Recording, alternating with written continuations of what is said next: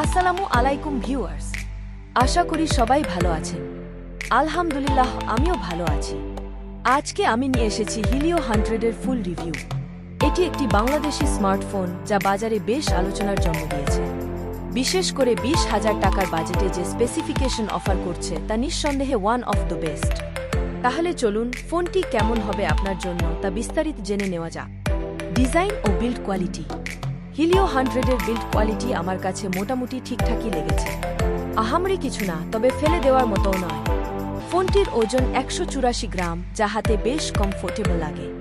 Colour option হিসেবে থাকছে cosmetic gold ও super Nova blue, দুইটিই দেখতে বেশ আকর্ষণীয়।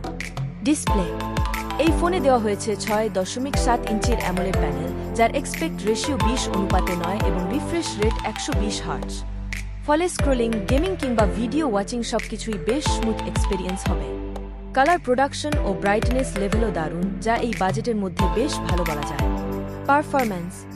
হিলিও 100 চালিত হচ্ছে মিডিয়াটেক হেলিও G100 প্রসেসরে, যা এই বাজেটের মধ্যে বেশ শক্তিশালী একটি চিপসেট। গেমিং, মাল্টিটাস্কিং সহ সব ধরনের কাজ অনায়াসে করতে পারবেন। AnTuTu স্কোর প্রায় 4,29,000, যা আগের জেনারেশনের চেয়ে 10,000 বেশি।